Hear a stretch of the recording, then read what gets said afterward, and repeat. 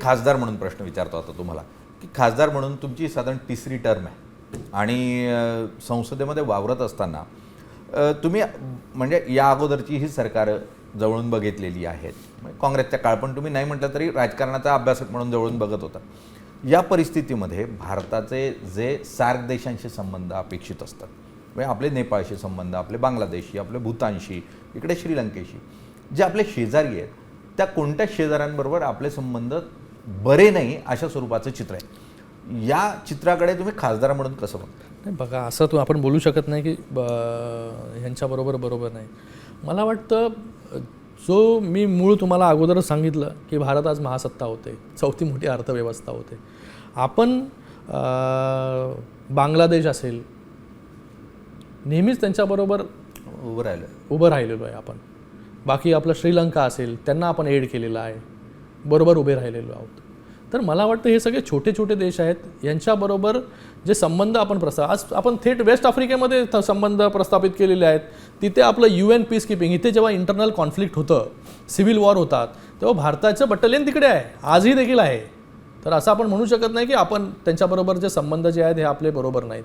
आज आपण जेव्हा जेव्हा त्यांना लागला, श्रीलंकेमध्ये परिस्थिती झाली, सिव्हिल वॉर झाला, तेव्हा त्यांच्या बाजूनी कोण उभं राहिलं? भारत उभं राहिला. जेव्हा शिमला अग्रीमेंट झालं तेव्हा पाकिस्तानला बांगलादेश पाहिजे होता, त्याला लिबरेट करण्याचं काम कोणी केलं? तर भारताने केलं. नाही, सगळं मान्य आहे, पण आजचे जे संबंध आहेत म्हणजे मोदी सरकारच्या आपण आपल्या शेजाऱ्यांना सांभाळू शकलो नाही, जे चित्र तयार होत आहे. मी तुम्हाला हे सांगतोय की अशा प्रकारचं जेव्हा इन्फ्लुएन्स केलं जातं तेव्हा ह्या सगळ्या गोष्टी, जेव्हा आज डिप्लोमॅसी केली, आज आउटरीच प्रोग्राम केला, हा आउटरीच प्रोग्राम पण महत्त्वाचा होता ना त्याच्यासाठी, या सगळ्या देशांपर्यंत पोहोचण्यासाठी.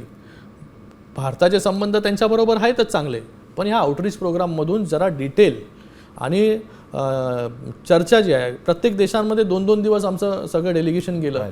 त्यांच्या सगळ्यांच्या राष्ट्रपतींपासून उपराष्ट्रपती, उपपंतप्रधान, फॉरेन अफेअर्स मिनिस्टर, त्यांचे खासदार, तिकडचे थिंक टँक, ह्यांच्याबरोबर बोलायची संधी मिळाली ना आम्हाला. त्यांना सांगण्याची संधी मिळाली की कशा प्रकारे भारत आज टेररिझमशी पण लढतोय आणि कसा चौथी मोठी अर्थव्यवस्था पण होतोय. तर त्याच्यामध्ये एक डिटेल डिस्कशन पण झालं, इंटिमेट डिस्कशन झालं. ठीक आहे, आपली बाजू मांडण्याची मुख्यतः संधी मिळाली आणि या निमित्तानं भारत म्हणून आपण दहशतवादाशी कसं लढतोय ह्या सांगण्याची निश्चितपणे संधी मिळाली. आणि आपल्या राज्यातल्या एका युवा नेत्याला त्यानिमित्ताने जागतिक पातळीवर संबंध प्रस्थापित करणं किंवा आंतरराष्ट्रीय संबंधांमध्ये भाग घेण्याची संधी मिळाली. निश्चितच आनंदाची बाब आहे. यातून भारताला यश हाती लागेल अशा अपेक्षा करूयात, कारण पुढच्या काळामध्ये युद्ध जे आहे ते फक्त शस्त्रांनी लढलं जाईल असं नाही.